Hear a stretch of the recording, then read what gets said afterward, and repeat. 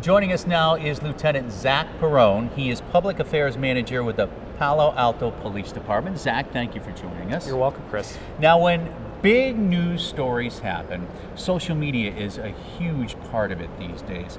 How quickly do you feel you have to react to get that information out there via social media? Social media has totally changed the landscape for the law enforcement public information officer, and time is of the essence, even more so now than it's ever been before. And I think the main thing for police departments to know is when there is a critical event in your community, the act of not saying anything or not being present virtually immediately can completely change the dynamic of how your agency needs to respond to that event down the road. It's much easier to get out in front of something than it is to play catch up afterwards. True. Now with social media, it's kind of a one-sided technology. In other words, you could be in your office shooting out emails or tweeting or putting things on your Facebook page. But the old traditional way, when the reporter is knocking on your office door asking for information on a breaking news situation, what's your philosophy there? It's completely different now with social media. It is a total and complete landscape change. And it's really up to the agency to craft their own message and get their information out to the public and work in conjunction with the media to share accurate public safety info. And I think too often there are police agencies that have an adversarial relationship with their news media, and that, while it's understandable in some cases, I would argue should not be the norm. I think that police agencies should approach relationships with the media more as a symbiotic relationship. Because if you think about it, our goals are actually the same, and that is to get accurate public safety information out to the public as quickly as possible for the big events.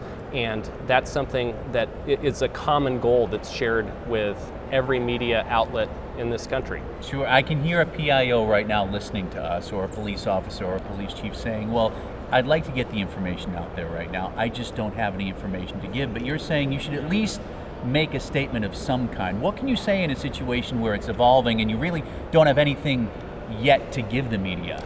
The old standard PIO statement is it's a holding statement, right? It is. Right. We are aware of what's going on. We are throwing every resource that we have at it. We have no information to release at this point, but we will get out whatever information we can legally release just as quickly as we can. That's saying something is always better than nothing. And that's what I was going to say. That's doing the right thing in a situation like that. But what do you see police departments doing the wrong way in a situation? I think it's very easy for police departments to, your priority is public safety.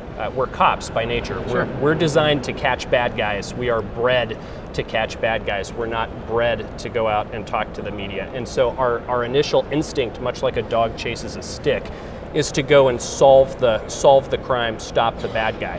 So I think some agencies, it's understandable that their main thrust in a critical incident is to focus on the incident itself. And that can be a really bad thing from a public information perspective. So having that person available, even if they are removed from the actual physical response, having that person available who can send that tweet, who can put out that Facebook message or that alert, community alert, whatever it is, that's a critically important thing.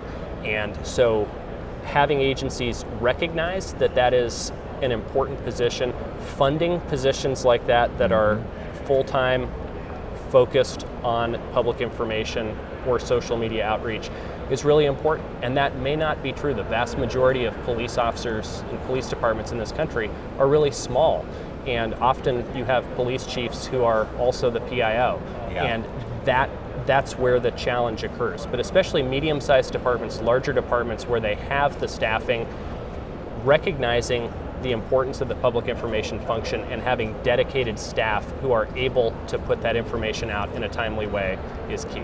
And I should mention, you've been utilizing social media even before this interview began. You've been taking pictures and tweeting to your following, which is part of your message. And speaking to that, you have a presentation coming up, don't you? Plug it for me. We do. So along with Captain Chris Shung from the Mountain View Police Department, he and I are speaking on Monday afternoon at 1 o'clock in the PIO track, and we're talking specifically about social media do's and don'ts for police chiefs. So it's a super high-paced, very fast-paced session where we'll be talking about do this, don't do that.